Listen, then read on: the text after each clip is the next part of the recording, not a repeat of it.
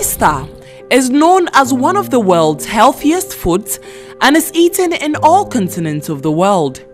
Its antioxidant and anti-inflammatory properties make it most desirable by those who are careful about their cholesterol intake. It is classified as a marine creature and is easy to come by, especially in coastal areas and the riverside. Countries like Greece, Philippines, China, Japan, Thailand, Caribbean countries and South American countries have taken to oyster farming in large scale due to the immense economic benefits it provides.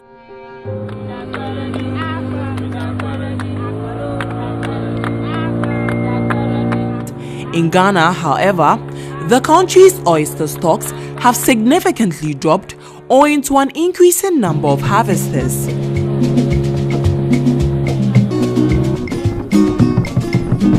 Chokome is a coastal community in the Greater Accra region. Women here have survived the odds by resorting to oyster farming to combat unemployment and poverty.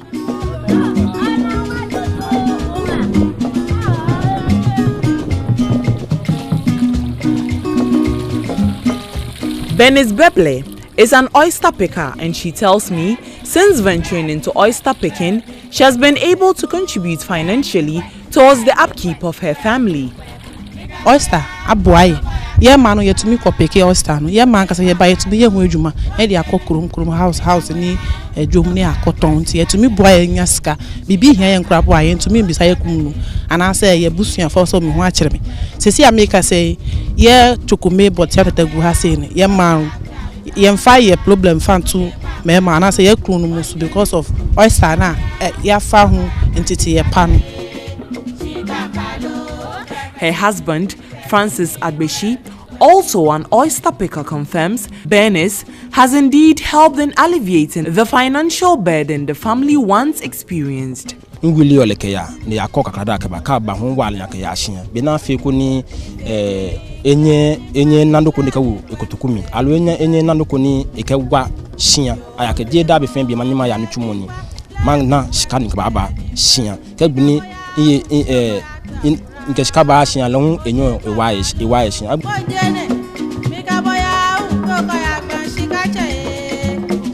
Through the U.S. government's Feed the Future initiative, management innovations are being introduced by the United States Agency for International Development USAID Sustainable Fisheries Management Project for the people of Chokome.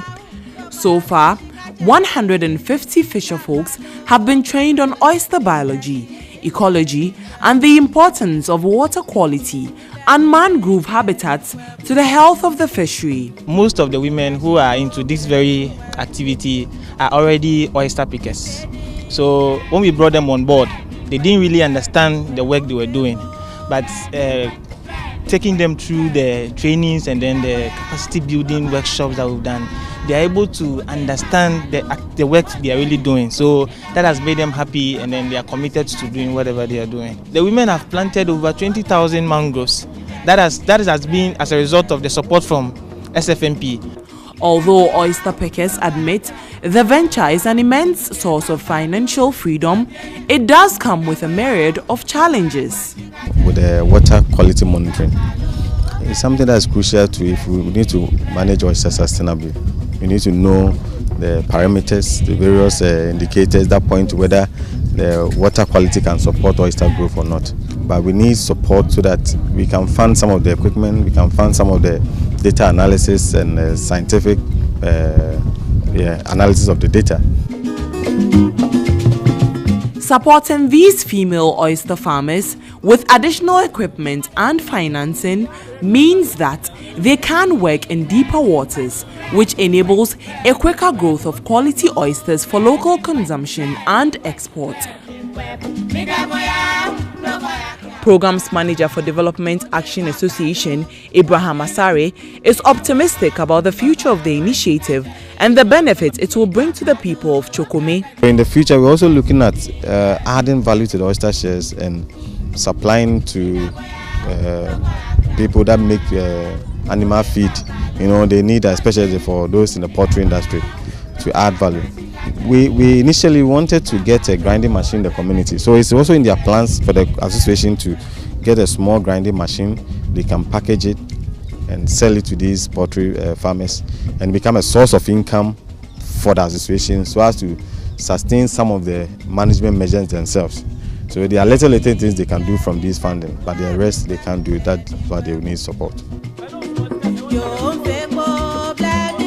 In signing the Sustainable Development Goals Agenda 2030, governments around the world committed to ending poverty, goal 1 of the SDGs. Many stakeholders believe by doing this, economic growth must be inclusive to provide sustainable jobs and promote equality.